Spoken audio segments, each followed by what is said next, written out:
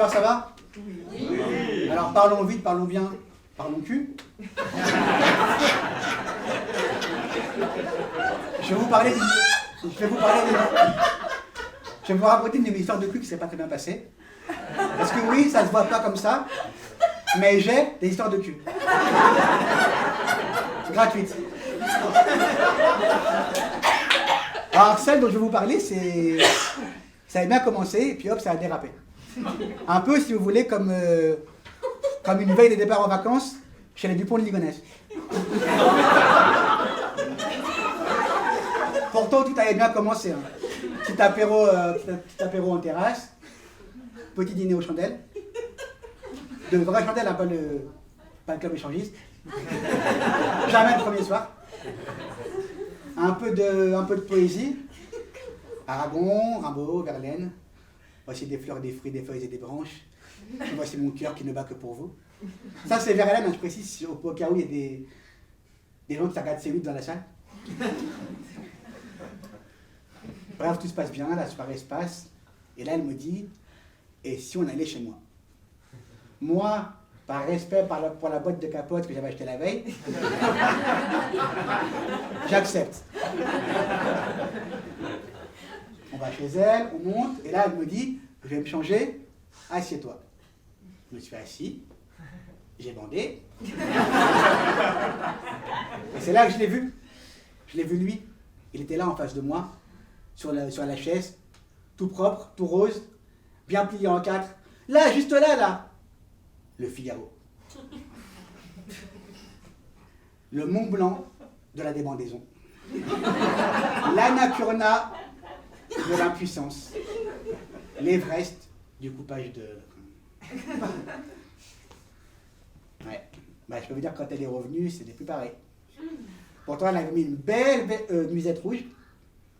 Et parce que, mademoiselle, il faut savoir une chose, j'adore le rouge. N'importe quel tissu, et je suis parti pour 5 heures. Alors, certaines diront 5 minutes, mais si vous voulez, c'est un peu comme la météo, tout est question de ressenti. Bref, elle avait beau mettre la nuisette rouge, je pouvais pas. Pourtant, je m'étais dit, camarade, arrête de... Oui, je m'appelle camarade quand je parle à moi-même. Ça me donne l'impression qu'on est nombreux. Camarade, arrête de faire la fine bouche. De toute façon, j'avais dit que j'arrêtais de militer, de faire de la politique, parce que j'étais fatigué. Désormais, le seul geste de résistance que je pose, c'est d'aller au restaurant japonais. Je prends le maquis. Bref, elle était là en face de moi et je ne pouvais pas. Je peux imaginer la suite de la soirée, je me disais, oh là là, s'embrasser devant BFM TV. Se caresser au rythme des courbes du 440. Fusion, acquisition, fellation. Entre nous, c'est dur à avaler. Puis je la voyais me murmurer, vas-y chérie, vas-y, dis-moi des choses sales. Récite-moi un éditorial de Pascal Pro. Vas-y, frappe-moi avec les pages économiques. Plus vite, plus fort, ou je te privatise comme l'aéroport de Paris. Vas-y, secoue-moi comme un syndicaliste privilégié. Allez, encore. Bourre-moi Lyon comme à Levallois-Perret. Non, pas par là. Là, c'est fictif.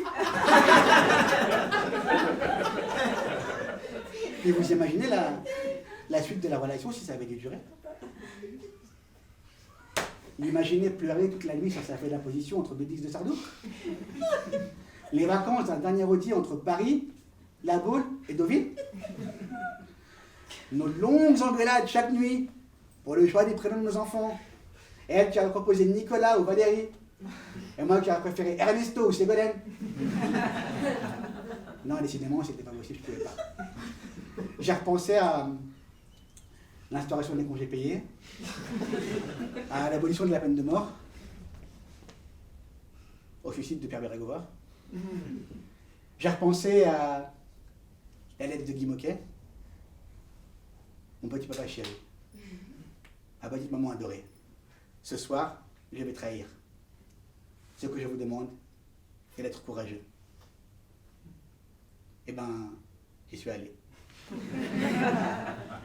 Ouais. Les partis au-dessus des partis. Au nom du pacte républicain. Celui qui croyait au cul celui qui n'y croyait pas. J'ai même remis ça plusieurs fois. Parce qu'après tout, c'est pas tous les jours qu'on peut baiser la droite.